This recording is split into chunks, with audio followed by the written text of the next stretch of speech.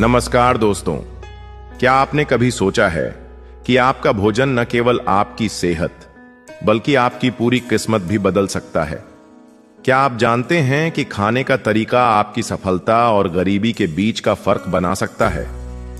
इस वीडियो में हम आपको एक अनकहे राज से परिचित कराने वाले हैं, जिसे जानकर आप अपनी जिंदगी की दिशा बदल सकते हैं। अगर आप भी अपनी जिंदगी में सच्चे बदलाव की तलाश में हैं, तो इस वीडियो को लाइक करें, शेयर करें और चैनल को सब्सक्राइब करें, क्योंकि यहां हम हर दिन नई प्रेरणा, नई कहानी और नई सीख के साथ हम आपके साथ हैं। तो आइए जानते हैं इस गहरे रहस्य को जो हर किसी की जिंदगी बदल सकता है। एक दिन गांव के एक वृद्ध आर्षी, जिन्हें महान तपस्वी कहा जाता था, महल के पास पहुंचे। आर्षी के आने की खबर पूरे गांव में आग की तरह फैल गई। वृद्ध तपस्वी ने गांव वालों को महल के आंगन में इकट्ठा होने का संदेश भिजवाया। गांव के लोग उत्सुकता और जिज्ञासा से भरकर आंगन में जमा हुए। तपस्वी ने कहा, मैं तुम सबको एक गुप्त ज्ञान देने आया हूं। लोगों के चेहरे पर आश्चर्य और उत्साह झलकने लगा। तपस्वी ने अपनी गहरी आवाज में पूछा, क्या तुम जानते हो भोजन कैसे करना चाहिए?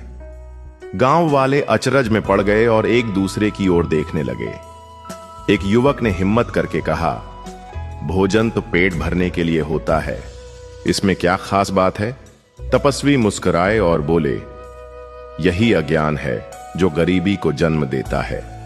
अब लोगों की रुचि और बढ़ गई और वे ध्यान से सुनने लगे।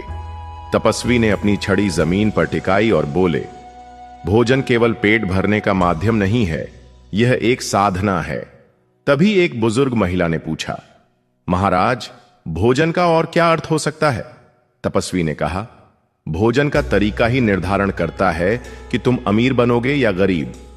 महल के वातावरण में एक रहस्यमय सन्नाटा छा गया।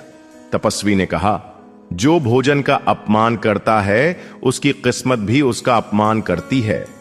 उन्होंने आगे कहा, मैं तुम्हें एक कहानी सुनाऊंगा जो इस रहस्य को उजागर करेगी। कई साल पहले इस महल में एक राजा रहता था।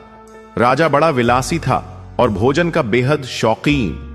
हर दिन महल में सैकड़ों प्रकार के पकवान बनते थे, लेकिन राजा का स्वभाव ऐसा था कि वह भोजन को अधूरा छोड़ देता था। उसके द्वारा छोड़ा गया भोजन कचरे में फेंक दिया जाता था।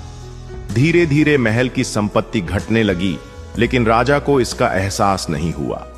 एक दिन एक अजनबी साधु राजा के महल में आया। साधु ने कहा, राजा,